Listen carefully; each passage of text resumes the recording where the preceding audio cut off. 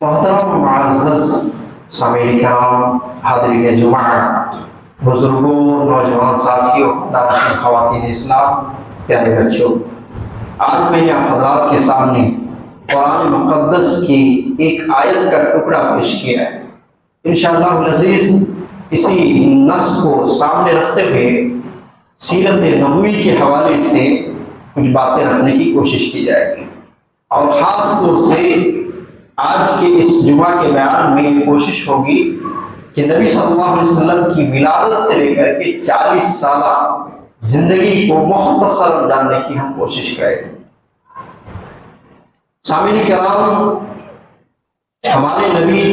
آخری نبی محمد رسول اللہ صلی اللہ علیہ وسلم ہیں، اور آپ صلی اللہ علیہ وسلم کی حیات طیبہ،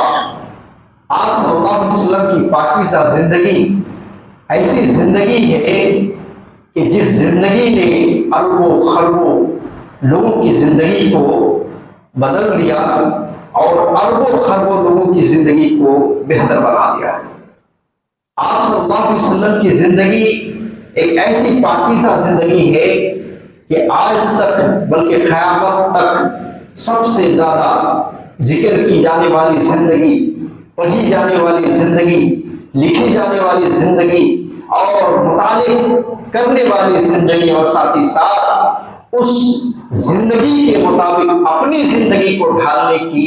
جو ہے کوشش کی جائے گی، اس کثرت کے ساتھ کہ کسی اور کی زندگی اس طریقے سے کبھی یہ پوری تاریخ، پوری ہسٹری قیامت تک نہیں دیکھی جائے گی۔ آپ صلی اللہ علیہ وسلم کی زندگی کے تفصیلات جس قدر ملتے ہیں، کسی اور شخص کی زندگی کی تفصیلات اس طرح نہ ملتی ہے نہ ملیں گی۔ اور آپ صلی اللہ علیہ وسلم یقیناً بہت اعلیٰ پیغمبر ہیں۔ اگر یوں کہا جائے تو بالکل بھی بیزادہ ہوگا کہ امام الانبیاء، تمام نبیوں کے امام، سید المرسلین ہیں، تمام رسولوں کے سردار ہیں، خاتم النبیین ہیں، نبوت کا خاتمہ کرنے والے ہیں، اور اسی طریقے سے رحمت للعالمین ہیں، پورے جہاں کے لیے آپ صلی اللہ علیہ وسلم کو رحمت بنا کر کے بھیجا گیا تھا۔ تو آپ صلی اللہ علیہ وسلم تمام نبیوں کے سردار، تمام نبیوں کے امام، اور آپ صلی اللہ علیہ وسلم سے اعلیٰ رتبہ رکھنے والی کوئی بھی دنیا میں نہ پیدا ہوا اور نہ ہی پیدا ہونے والا ہے۔ اس ہستی کی زندگی یقیناً مقدس زندگی، اور آج ہم انہی کی زندگی کو مختصر جاننے کی ہم کوشش کریں گے انشاءاللہ۔ محترم سامعین کرام، یاد رکھیے اس زندگی کو جاننے سے پہلے ہمارا مقصد کیا ہو اور ہم اس زندگی کو کیوں جانیں۔ اللہ تبارک و تعالیٰ نے قیامت تک کے آنے والے تمام لوگوں کے لیے اس زندگی کو ہی آئیڈیل اور نمونہ بنا دیا، اور جس کا ذکر اللہ تبارک و تعالیٰ نے قرآن مجید میں کچھ یوں کہا، لَقَدْ كَانَ لَكُمْ فِي رَسُولِ اللَّهِ أُسْوَةٌ حَسَنَةٌ، کہ رسول اللہ کی زندگی میں تمہارے لیے اسوہ ہے، نمونہ ہے، وہ ہمارے لیے آئیڈیل۔ آپ صلی اللہ علیہ وسلم کا کھانے کا طریقہ، آپ صلی اللہ علیہ وسلم کا پینے کا طریقہ، آپ صلی اللہ علیہ وسلم کے رہنے، اٹھنے، بیٹھنے، چلنے پھرنے کا طریقہ سب سنت قرار دے دیا گیا ہے، سب عبادت قرار دے دیا گیا ہے۔ آپ صلی اللہ علیہ وسلم کے ساری چیزیں، آپ صلی اللہ علیہ وسلم کی نقل و حرکات ہی کو سنت کہا گیا ہے، اور آپ صلی اللہ علیہ وسلم کی طرح اٹھنا، آپ صلی اللہ علیہ وسلم کی طرح گفتگو کرنا، آپ صلی اللہ علیہ وسلم کی طرح سونا، آپ صلی اللہ علیہ وسلم کی طرح اٹھنا، اور آپ صلی اللہ علیہ وسلم کی طرح سر و روز گزارنا، یہ سارا ہدایت بھی ہے اور عبادت بھی ہے۔ تو تمام چیزوں میں، صرف رہن سہن میں نہیں بلکہ آپ کا اخلاق بھی، آپ کی عبادات بھی، آپ کے معاشیات بھی، اور آپ کی معاشرتی زندگی بھی، سب کے سب ہمارے لیے کیا ہے؟ آئیڈیل اور نمونہ ہے۔ اور ہر امتی نبی صلی اللہ علیہ وسلم سے محبت کرتا ہے، اور محبت کامل اسی وقت ہو سکتا ہے کہ جب نبی صلی اللہ علیہ وسلم کی سیرت کو جانے۔ ایک آدمی جو نبی صلی اللہ علیہ وسلم کے نام سے محبت کرتا ہے، اس کی زندگی کو نہیں جانتا، تو پھر وہ حقیقی معنوں میں کس طریقے سے محبت کر سکتا ہے؟ لہذا اس لیے بھی ضروری ہے کہ نبی صلی اللہ علیہ وسلم کی سیرت کا مطالعہ کرنا، نبی صلی اللہ علیہ وسلم کی زندگی کو جاننا ہمارے لیے بہت ضروری ہے۔ ایسے ہی ضروری ہے جیسے کہ ہم اپنے لیے کھانے پینے اور رہنے کے لیے گھر کی ضرورت محسوس کرتے ہیں، نبی صلی اللہ علیہ وسلم کی زندگی ہمارے لیے اسی طریقے سے ضروری ہے۔ سامعین کرام، ہمارے نبی صلی اللہ علیہ وسلم کو چنا گیا۔ صحیح مسلم کی روایت ہے، اللہ کے نبی صلی اللہ علیہ وسلم نے کہا ولد اسماعیل میں اللہ تبارک و تعالیٰ نے کنانہ کو چنا، اور کنانہ میں قریش کو چنا، اور قریش میں سے بنو ہاشم کو چنا، اور بنو ہاشم میں بنو عبد المطلب کو چنا گیا، اور عبد المطلب کے بیٹے عبداللہ کے بیٹے ہمارے آخری نبی محمد رسول اللہ صلی اللہ علیہ وسلم، آپ صلی اللہ علیہ وسلم۔ اور یہ جو عبداللہ تھے پاکیزہ زندگی رکھنے والے، نیک سیرت رکھنے والے، بڑے خوبصورت تھے، اور آمینہ ایک لڑکی سے نکاح کیا تھا، وہ بھی نیک اور پاکیزہ سیرت والی تھی، اور اسی جوڑے سے وہ مبارک ہستی جسے ہم اور آپ محمد رسول اللہ صلی اللہ علیہ وسلم کے نام سے جانتے ہیں، اللہ تبارک و تعالیٰ نے جو ہے پیدا کیا۔ لیکن یہ ہے کہ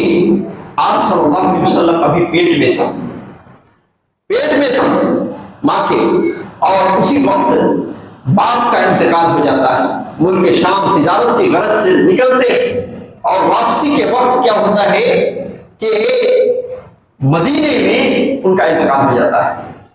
عبداللہ کا، اور اللہ کے نبی صلی اللہ علیہ وسلم دنیا میں جب آنکھ کھولتے ہیں تو یتیمانہ حالت میں آنکھ کھولتے ہیں۔ یتیمانہ حالت میں آپ صلی اللہ علیہ وسلم پیدا ہوتے ہیں۔ جیسے ہی پیدا ہوئے تو عبد المطلب نے اللہ کے نبی صلی اللہ علیہ وسلم کو گود میں لیا، اور خانہ کعبہ میں لے جا کر کے اللہ رب العالمین سے دعا کی، اور ساتھ ہی ساتھ ان کا نام محمد رکھا۔ محمد کس نے رکھا تھا؟ آپ کے دادا عبد المطلب نے اللہ کے نبی صلی اللہ علیہ وسلم کا نام محمد رکھا، اور آپ کی ماں آمینہ نے اللہ کے نبی صلی اللہ علیہ وسلم کا نام احمد رکھا۔ اور صحیح مسلم کی ایک روایت آتی ہے جس میں مزید 3 نام آپ صلی اللہ علیہ وسلم کے ذکر کیے گئے ہیں۔ آپ صلی اللہ علیہ وسلم نے خود بتایا ہے اپنا نام محمد، احمد، ماہی، ہاشم اور عاقب، یہ 5 نام اللہ کے رسول صلی اللہ علیہ وسلم کے تھے۔ جیسے ہی پیدا ہوئے تو ایسی صورت میں سب سے پہلے آپ صلی اللہ علیہ وسلم نے اپنی ماں کا دودھ پیا، آمینہ کا، اور اس کے بعد آپ صلی اللہ علیہ وسلم نے کئی عورتوں کے دودھ پیے، جس میں سے ابو لہب کی لونڈی سویبہ، جس کو اس نے آزاد کر دیا تھا، محمد صلی اللہ علیہ وسلم کی پیدائش کی خوشی اور اس کی خبر سے اس نے سویبیہ کو آزاد کر دیا تھا۔ اس خاتون کی اللہ کے رسول صلی اللہ علیہ وسلم نے دودھ پیا ہے۔ اسی طریقے سے آپ صلی اللہ علیہ وسلم کے گھر میں ایک لونڈی تھی جو عبداللہ کی تھی، آپ کے ابا کی تھی، وہ اس کا کیا نام؟ ام ایمن، اس کے بھی آپ صلی اللہ علیہ وسلم نے دودھ پیے ہیں۔ اور عرب قبائل میں یہ طریقہ تھا کہ وہ بدو لوگوں کو، دیہات اور گاؤں کھیڑے کے لوگوں کو اپنے بچوں کی پرورش کرنے کے لیے دے دیا کرتے تھے، تاکہ وہاں عربی بھی، وہ لینگویج کا بھی بہترین جو ہے سیکھ سکے، ساتھ ہی ساتھ اس کے جسم مضبوط ہو سکے، اور شہر میں جو بڑے بڑے امراض اور بڑی بڑی بیماریاں پیدا ہوتی ہیں ان بیماریوں سے بھی بچے محفوظ رہ سکے۔ چنانچہ اسی سلسلے میں ایک خاتون نے آپ صلی اللہ علیہ وسلم کو دودھ پلایا، اس کا نام ابو زبیر کی بیٹی حلیمہ سعدیہ ہے۔ حضرت انس بن مالک رضی اللہ عنہ حدیث کے راوی ہیں، سیرت ابن حسام کے اندر یہ روایت موجود ہے۔ حضرت انس بن مالک رضی اللہ عنہ بیان کرتے ہیں کہ حضرت حلیمہ سعدیہ رضی اللہ عنہ نے بیان کیا، کیا اللہ کے نبی صلی اللہ علیہ وسلم کو انہوں نے ایک قافلے کے ساتھ مکے میں بچوں کو تلاش کرنے کے لیے نکلے تاکہ ان کی پرورش کر سکے، دودھ پلا سکے اور ساتھ ہی ساتھ دودھ پلا کر کے کچھ پیسے بھی جو ہے جمع کر سکے۔ کیونکہ دودھ پلانے اور پرورش کرنے کے بدلے میں وہ معاوضہ دیا کرتی تھی۔ حلیمہ سعدیہ کا بیان ہے کہ ہم ایک قافلے کے ساتھ مکے کی طرف روانہ ہوئے، ہماری سہیلیاں بھی موجود تھی، ہم جس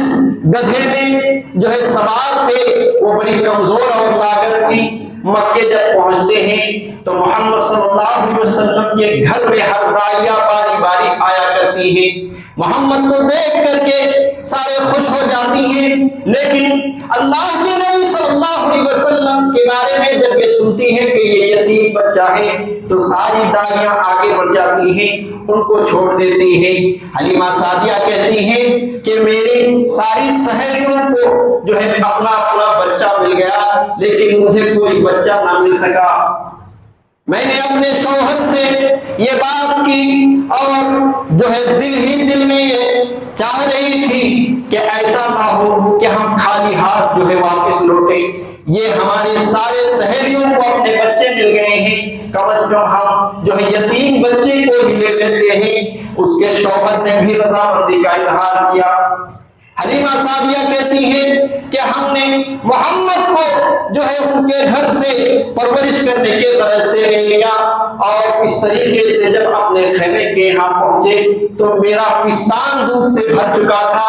اور محمد کو بھی پیٹ بھر کر کے ہم نے دودھ پلایا اور اپنے بچے کو بھی دودھ پلایا۔ ساتھ ہی ساتھ میرے شوہر جب اپنے مویشی کی طرف گئے تو ایسی صورت میں وہ ان کے تھنوں میں بھی دودھ بھر چکا تھا اور اس طریقے سے برکت کا ہونا شروع ہو گیا۔ اللہ کے نبی صلی اللہ علیہ وسلم ان کی زندگی میں آئے، ان کی زندگی خوشگوار ہو گئی اور اس طریقے سے جو ہے ان کی زندگی برآمد ہو گئی، ان کی زندگی برکتوں سے بھر گئی۔ یہ وہ گدھی جس کے اوپر سوار ہو کر کے حلیمہ سعدیہ آئی ہوئی تھی، وہ حلیمہ سعدیہ خود کہتی ہے کہ اب جانے کے وقت میں ایسا ہوا کہ سارے گھوڑوں کو بھی وہ پیچھے چھوڑ دیتی تھی۔ میری سہیلیاں چیخ چیخ کر کہتی تھی اے حلیمہ تھوڑا ہم پر رحم کرو اور اس طریقے سے تم اپنے جو ہے سواری کو تھوڑا تیزی سے نہیں بلکہ دھیمے اور اسی طریقے تیز رفتاری سے نہیں بلکہ آہستہ کے ساتھ لے کر کے چلو۔ یہ وہی گدھی نہیں تھی جو بار بار بیٹھ جایا کرتی تھی اور ہم سارے پریشان تھے اور یہ کہتی ہوئی نظر آئی ان کی سہیلیاں یقیناً اس گدھی میں کچھ بات تھی۔ حلیمہ سعدیہ لے کر کے اپنے یہاں پہنچ جاتی ہیں محمد رسول اللہ صلی اللہ علیہ وسلم کو اور وہاں 4 سال تک جو ہے اپنے یہاں نبی صلی اللہ علیہ وسلم کی پرورش کرتی ہیں۔ یوں تو 2 سال کے بعد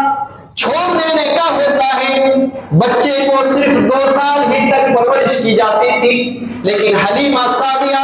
نبی صلی اللہ علیہ وسلم کے ان کے گھر جانے کے بعد جو برکتیں دیکھی، ان کے مویشی جس طریقے سے کھا پی کر کے موٹے ہو رہے تھے، خود ان کے مویشی سے دودھ اس قدر ہو رہا تھا کہ آج سے پہلے وہی مویشی اس قدر کبھی دودھ نہیں دیتے تھے۔ ہر طرح کے جو ہے برکتیں گھر میں نچھاور ہو چکی تھی محمد کی برکت سے، جس کو وہ لوگ سمجھ رہے تھے کہ ہو نہ ہو اسی بچے کی برکت ہے ہمارے گھر میں۔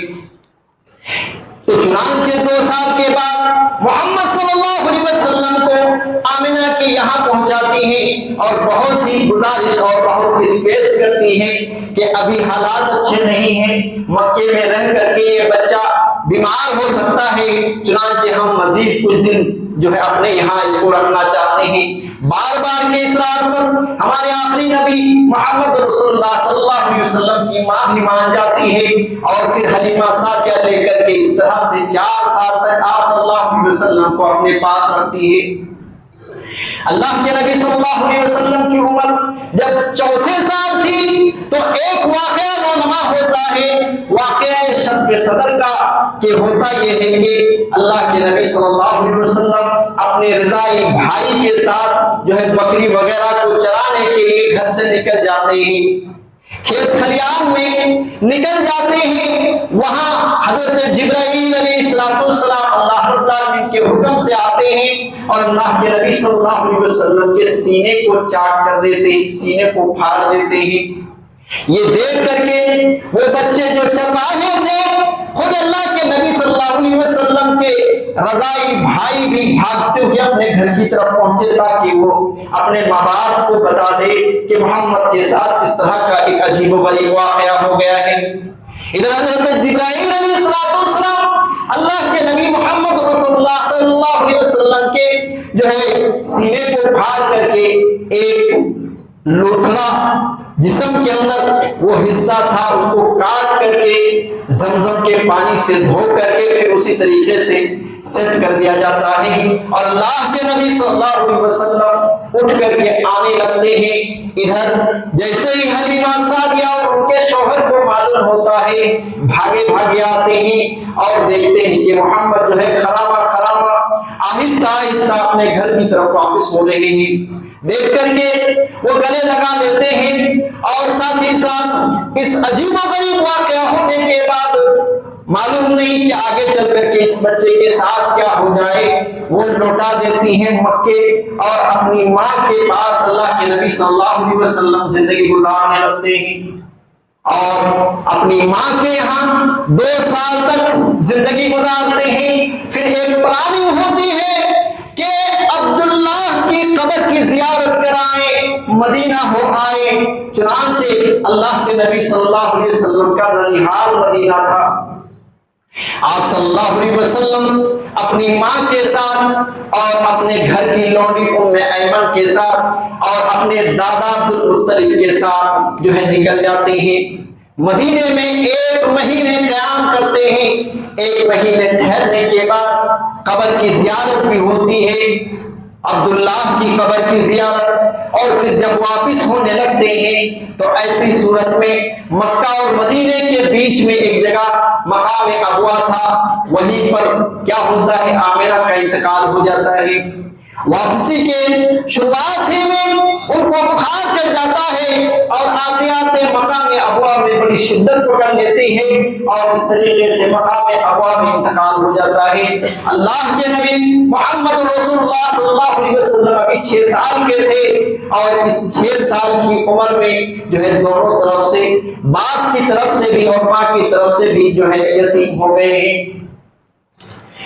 عبدالمطلب کے دل میں نبی کے لیے پہلے ہی محبت و شفقت بہت زیادہ تھی، لیکن اب ماں کے گزر جانے کے بعد مزید شفقت اور محبت جو ہے محمد کے تعلق سے بڑھ گئی، اور اللہ کے نبی محمد رسول اللہ صلی اللہ علیہ وسلم اپنے دادا عبدالمطلب کے یہاں ٹھہرنے لگے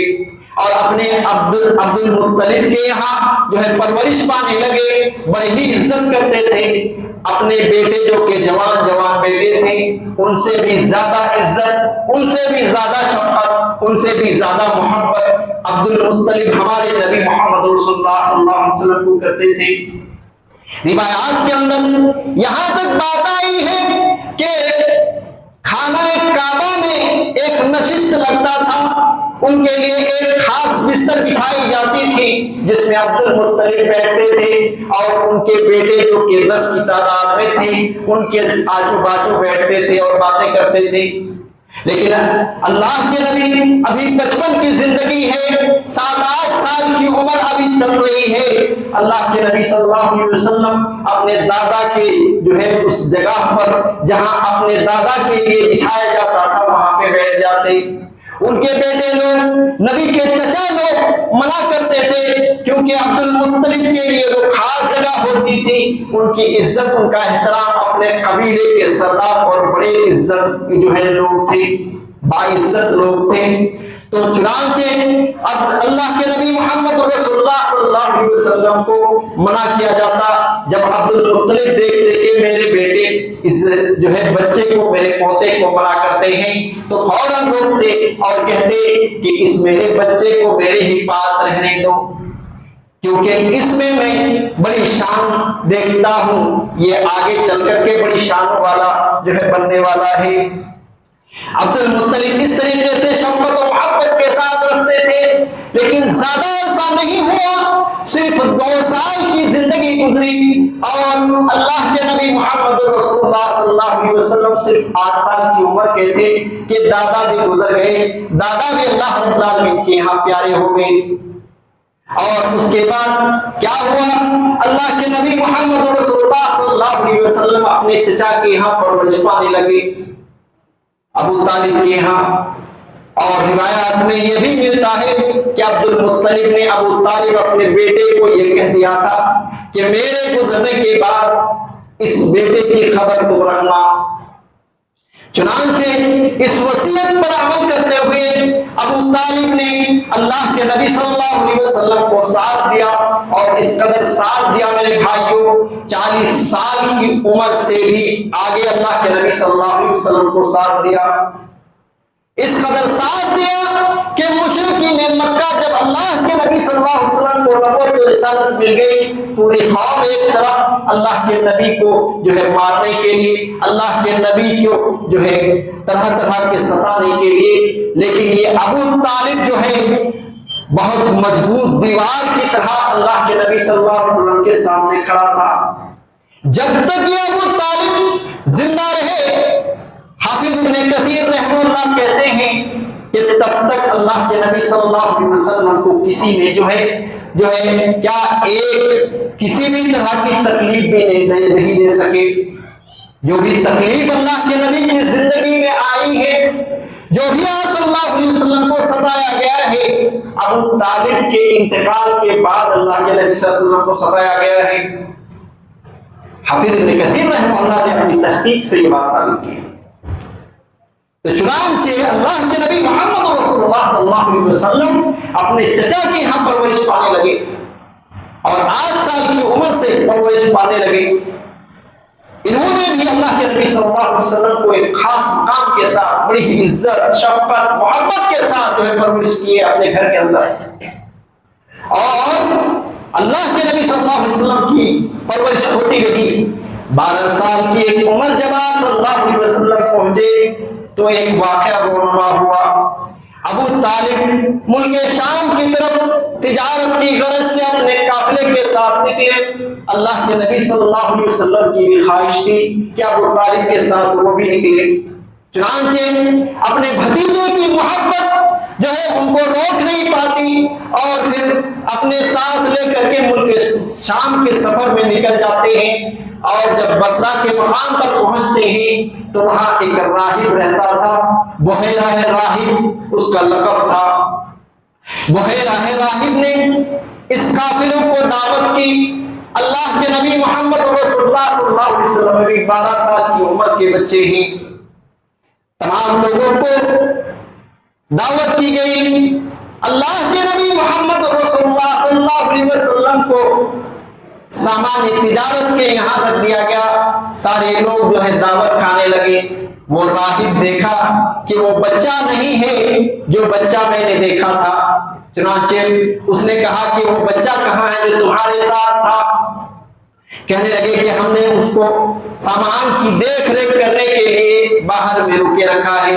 کہا کہ نہیں، میری شان کے خلاف ہے کہ میں دعوت کروں، سب کو دعوت کر رہا ہوں، وہ بچہ پھر کیسے جو ہے باہر رہے گا؟ چنانچہ اس کو بھی بلا لیا جائے۔ اللہ کے نبی محمد رسول اللہ صلی اللہ علیہ وسلم کو بلا لیا جاتا ہے۔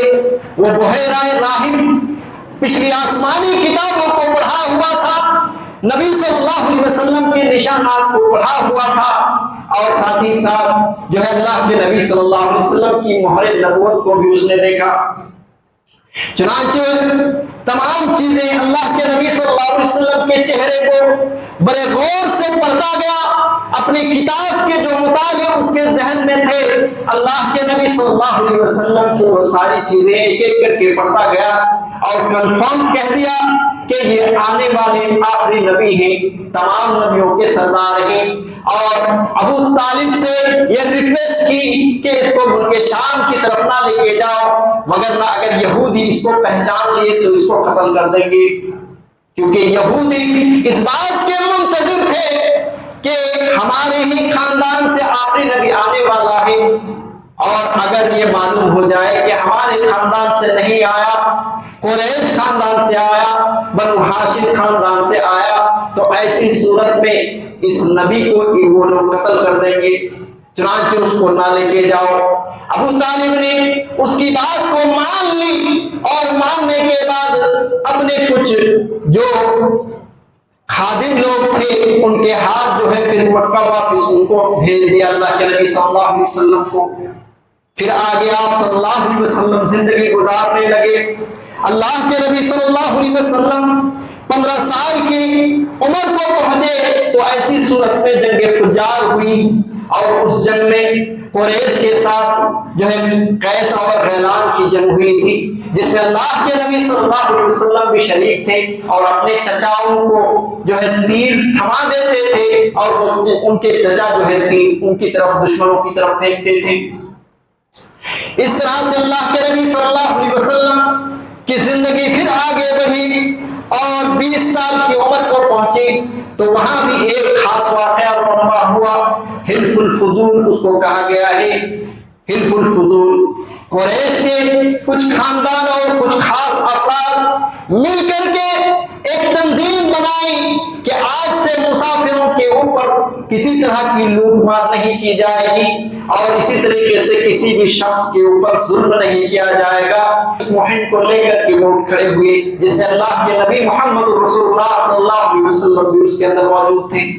عبداللہ ابن جدعان کے گھر میں وہ حلف لیا گیا، وہ عہد لیا گیا، اور ان تمام لوگوں نے عہد کیا کہ آج سے مکے میں کسی کے اوپر ظلم نہیں ہونے دیں گے۔ مسافروں پر جو عام طور پر لوٹ مار اور اس طرح کے کام ہوتے ہیں اور بدامنی جو پھیلی ہوئی ہے، وہ تمام اس میں کام کو جو ہے ہم روکیں گے۔ اس میں اللہ کے نبی محمد رسول اللہ صلی اللہ علیہ وسلم بھی موجود تھے،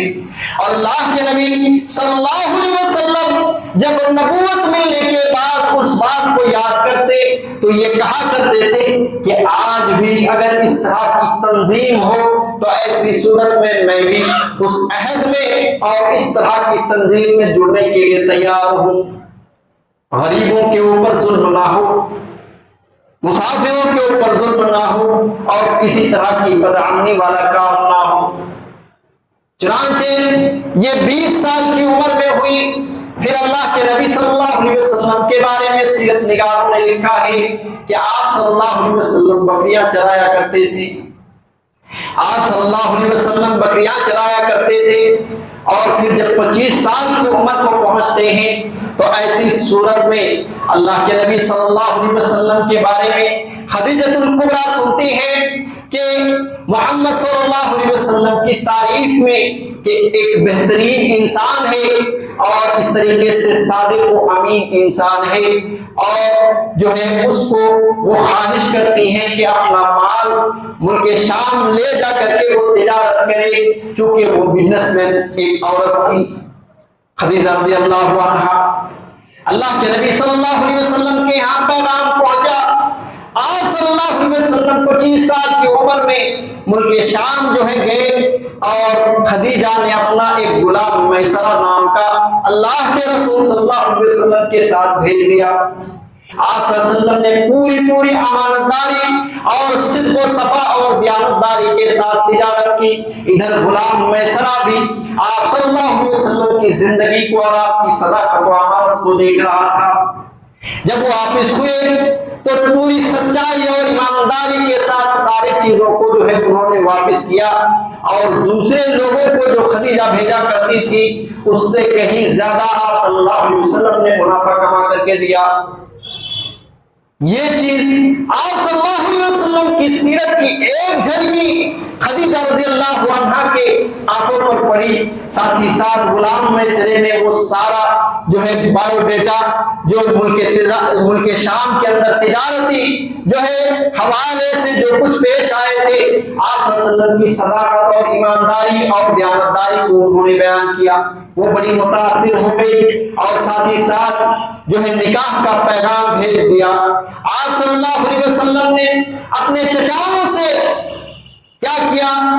آپ کے چچاؤں سے مشورہ کیا، چچا لوگوں نے بھی اس میں حامی بھری، اور چنانچہ آپ صلی اللہ علیہ وسلم کی عمر 25 سال کی تھی اور خدیجہ رضی اللہ عنہا کی عمر 40 سال کی تھی، اور اسی وقت جو ہے اللہ کے رسول صلی اللہ علیہ وسلم نکاح کر لیتے ہیں، 20 اونٹ مہر میں دیتے ہیں، اور اس طرح سے آپ صلی اللہ علیہ وسلم کا نکاح خدیجہ الکبریٰ رضی اللہ عنہا سے ہو جاتا ہے۔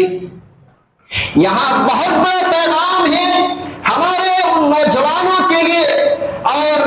تمام انسانیت کے لیے کہ آپ صلی اللہ علیہ وسلم نے جو ہے ایک بیوہ عورت سے نکاح کیا۔ آج کے دور میں بڑا مشکل ہوتا ہے کوئی خاتون اگر طلاق یافتہ ہو جائے یا یہ کہ بیوہ ہو جائے تو ایسی صورت میں دوبارہ نکاح ہونا بڑا مشکل ہو چکا ہے، لہذا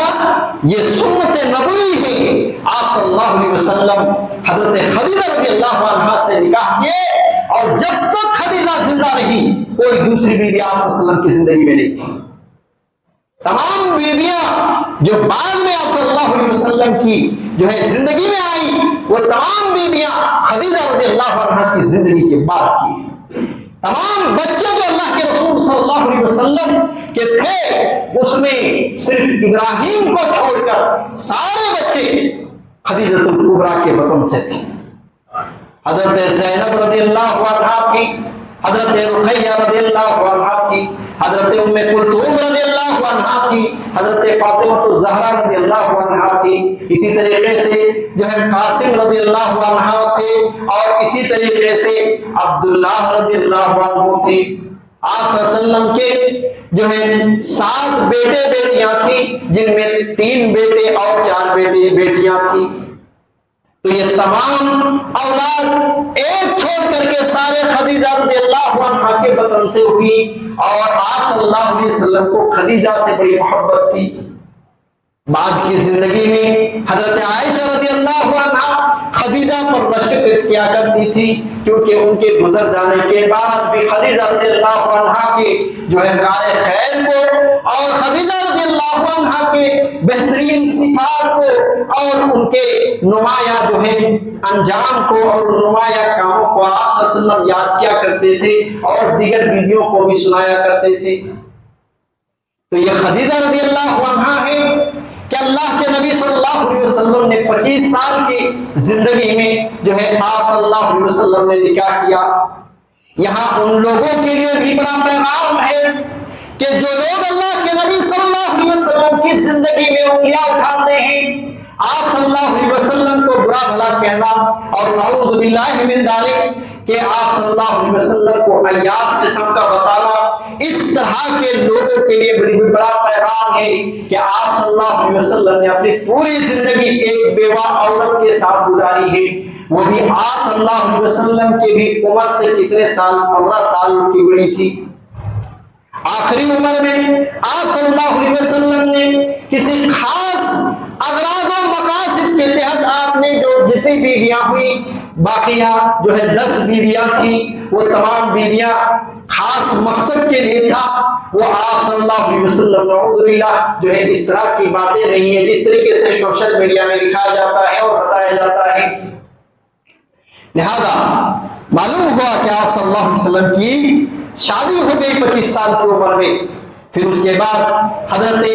خدیجہ الکبریٰ رضی اللہ عنہا کے ساتھ اچھی زندگی اور خوشگوار کی زندگی گزرنے لگتی ہے، اور پھر دھیرے دھیرے زندگی آگے کی طرف جاتی ہے، اور اس طرح سے جب آپ صلی اللہ علیہ وسلم 35 سال کی عمر کو پہنچے، 30 پر 5 سال کی عمر کو پہنچے، تو ایسی صورت میں آپ صلی اللہ علیہ وسلم نے کیا کیا؟ خانہ کعبہ کی تعمیر میں بھی ہاتھ بٹائے، اور خانہ کعبہ کی تعمیر بھی آپ صلی اللہ علیہ وسلم نے اس میں بھی حصہ لیا۔ ہوا یہ تھا کہ خانہ کعبہ جو حضرت ابراہیم اور اسماعیل علیہ السلام نے دونوں نے مل کر بنائی تھی، ایک تو یہ کہ اس خانہ کعبہ میں چھت نہیں تھی، صرف دیوار کھڑی کی ہوئی تھی، ساتھ ہی ساتھ دیوار بھی 6 ہاتھ کی اونچائی تک موجود تھے، بہت اونچے نہیں تھے، اور ایک لمبا عرصہ گزر جانے کی وجہ سے دیواروں میں دراریں پڑ گئی تھی، ایک جگہ جو ہے وہ فتن اور شکار پڑ گیا تھا۔ بہرحال وہ مشرکوں نے مشورہ کیا کہ حلال روزی سے اس گھر کو پھر سر نو بنایا جائے اور اچھی طریقے سے بنایا جائے، اور پھر ہوا کہ چندہ اکٹھا کیا گیا، کلیکشن کیا گیا، حلال روزی کی شرط لگائی گئی، حلال مال کی شرط لگائی گئی، کوئی بھی کتنا بھی دے گا وہ حلال مال سے دے گا۔ چنانچہ کلیکشن ہوئے اور پھر سے ان دیواروں کو جو ہے کھڑا کرنا، اس کو تو پہلے توڑا گیا اور پھر سے کھڑا کرنا شروع کیا، لیکن مال اتنے نہیں تھے جتنے کہ حضرت اسماعیل علیہ السلام اور ابراہیم علیہ السلام نے خانہ کعبہ کو جتنا بڑا بنایا تھا کہ اتنا بن سکے۔ حرام مال کماتے تھے وہ لوگ، مشرکین تھے، لوگوں کو لوٹتے تھے، چوریاں کرتے تھے، ڈاکے ڈالتے تھے، رشوت کھاتے تھے، برے برے کام کرتے تھے، لیکن جتنا بھی حلال مال ان سے نکلا اس سے وہ پورا کام نہیں بن سکتا تھا۔ چنانچہ اسی وقت وہ خانہ کعبہ چوکور ہوا، اور وہ جو حتیم ہے اس طریقے سے یہ چوکور ہے، یہ سمجھیے کہ یہ چوکور ہے، چار کونا ہے، اور پھر ایک طرف جو کہ شمال کی طرف ہے وہ اس طریقے سے حتیم کا حصہ ابھی بھی تھوڑی سی اونچائی کے ساتھ اس طریقے سے بنا ہوا ہے۔ اتنے دور تک حضرت ابراہیم اور اسماعیل علیہ السلام نے بنایا تھا، اور وہ چار کونا والا نہیں تھا اس وقت، لیکن اللہ کے نبی صلی اللہ علیہ وسلم کی جب 35 سال کی زندگی چل رہی تھی تو اس وقت جو ہے بنایا گیا حلال پیسے سے، وہ چار کونا والا بنایا گیا اور آگے کا حصہ چھوڑ دیا گیا، اور حدیث سے یہ بات بھی ثابت ہے کہ وہ بھی کعبے کا حصہ ہے۔ وہ حتیم جو موجود ہے، جو قریب 3 ہاتھ یا 3.5 ہاتھ کے آس پاس ہے، وہ بھی کعبہ کا حصہ ہے۔ چنانچہ وہ مشرکین مکہ حلال پیسے جمع کر کے اس کو بنایا، اور بنانے کے بعد ایک جھگڑا ہو گیا کہ حجر اسود کو کون رکھے گا اس کی جگہ پر، کیونکہ ہر کوئی چاہتا تھا کہ ہم اس شرف کو، ہم اس بڑے کام کو جو ہے انجام دیں، اور اس وجہ سے جھگڑا ہونا شروع ہوا، ہر کوئی چاہتا تھا۔ تو قریب مفسرین کرام نے اور سیرت نگاروں نے لکھا ہے کہ 3 سے 4 دن جھگڑا ہوا، اور جھگڑا بھی دن بدن بڑھتے گیا، قریب تھا کہ جو ہے قتل و غارت گیری کے اوپر اتر آئے۔ اور اسی وقت جو ہے ابو مخزومیہ ایک قبیلے کا سردار تھا، اس نے ایک فیصلہ کیا کہ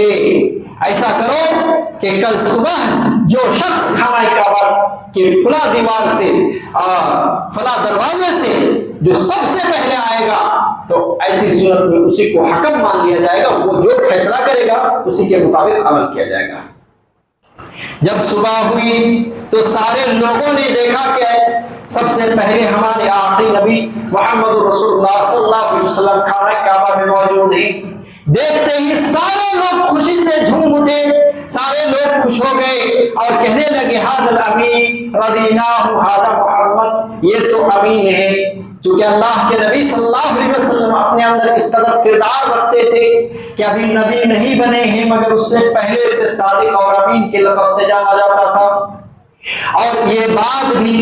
ایک دلیل ہے کہ اللہ کے نبی صلی اللہ علیہ وسلم کو جیسے ہی لوگوں نے دیکھا کہا ھذا الامین، یہ تو امین ہے، رضینا ھذا محمد، اس محمد سے ہم راضی ہو گئے، جو فیصلہ کر دے یہ امین شخص اسی کے اوپر ہم راضی ہو جائیں گے۔ آپ صلی اللہ علیہ وسلم نے بڑا حکیمانہ فیصلہ کیا کہ ایک چادر منگوائی، چادر کے اوپر حجر اسود کو رکھا گیا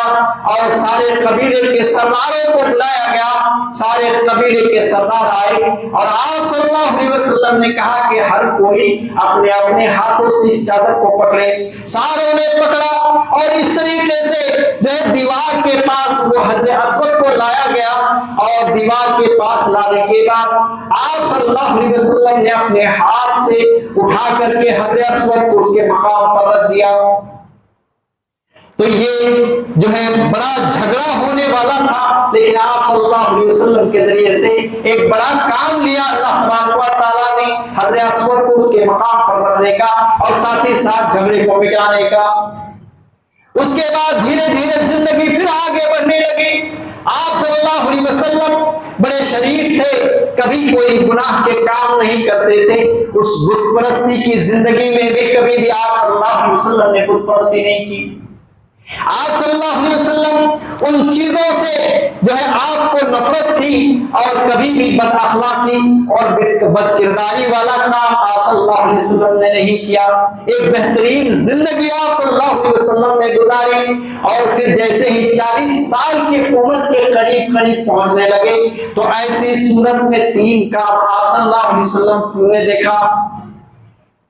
پہلا تو یہ کہ آپ صلی اللہ علیہ وسلم تنہا پسند ہو گئے،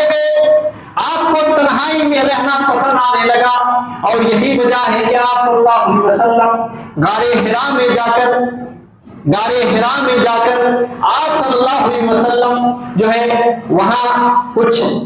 توشہ لے کر کے جاتے اور وہاں پہ اپنا وقت گزارا کرتے تھے، اللہ کو یاد کیا کرتے تھے، اور مخلوق پر اور دنیا کے عجائبات پر غور و فکر کیا کرتے تھے۔ کئی دن تک وہاں ٹھہر جاتے تھے، اور اس طریقے سے اللہ کے نبی صلی اللہ علیہ وسلم وہاں زندگی گزارنے لگے تھے۔ اور اسی طریقے سے دوسرا کام یہ ہوا کہ سچے خواب دیکھنے لگے، کہ جو آپ صلی اللہ علیہ وسلم رات میں خواب دیکھتے، دن میں پھر وہی سچے خواب جو ہے تعبیر کی شکل میں دیکھ پاتے۔ رات میں جو دیکھے تھے پھر صبح میں پھر وہی دیکھنے لگے ہیں، جن کاموں کو جن باتوں کو دیکھتے صبح میں پھر وہی چیز ظاہر ہونے لگتا۔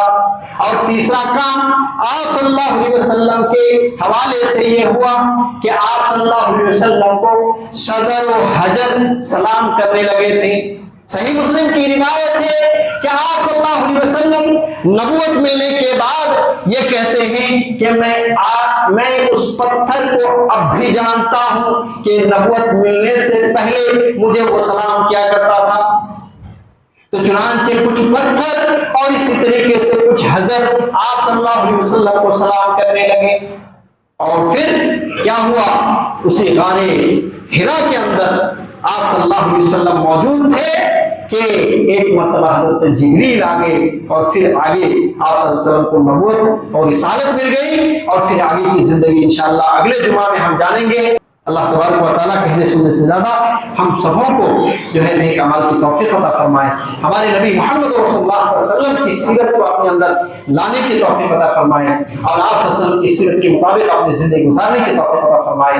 اور اسی طریقے سے آخرت میں اللہ تبارک و تعالیٰ ہم سبوں کو ہمارے نبی محمد رسول اللہ صلی اللہ علیہ وسلم کے ساتھ ہمارا حشر فرمائے۔ آمین صلی اللہ علیہ محمد وعلی آلہ وسلم۔